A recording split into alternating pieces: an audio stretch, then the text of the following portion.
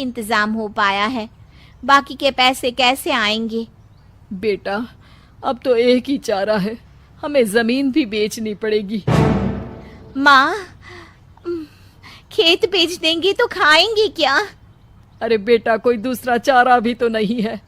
रोहन ठीक हो जाए तो वो मेहनत करके इससे भी बड़ी जमीन ले लेगा। सास बहू मिलकर खेत भी बेच देते हैं। अब पूरे पैसे लेकर सास डॉक्टर के पास जाती है। डॉक्टर साहब, ये लीजिए सारे पैसे, बस किसी तरह मेरे बेटे को ठीक कर दीजिए। आपका बेटा ठीक तो हो जाएगा, लेकिन 6 महीने का समय लगेगा।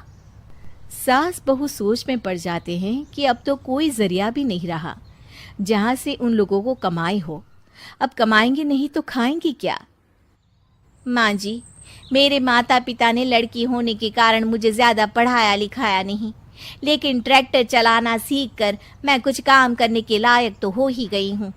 अरे बेटा, ट्रैक्टर अब कहाँ चलाएगी, खेत तो बिक गए हैं।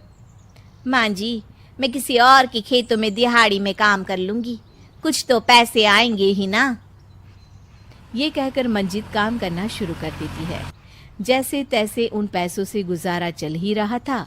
माँ जी, पास के अस्पताल से मुझे नौकरी के लिए ऑफर आया है, पैसे भी ये 4 गुना ज्यादा मिलेंगे, और अब खाने पीने दवाई के साथ हम कुछ पैसे भविष्य के लिए भी जोड़ पाएंगे। लेकिन काम क्या है बहू? माँ जी, मुझे अस्पताल की एम्बुलेंस चलानी है। अरे, तू तो मेरी बहू नहीं, बेटा है बेटा। जरूर जा बेटा। और हाँ, तूने पूरे गांव में एक मिसाल कायम कर दिया कि हर काम हर कोई कर सकता है।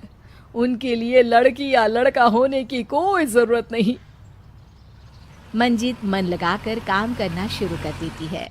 आगे जाकर वो खुद का एम्बुलेंस भी खरीद लेती है, और अब तो उसका पति भी ठीक हो जाता है और सब पहले से भी ज्यादा खुशहाल जिंदगी जीने लगते हैं।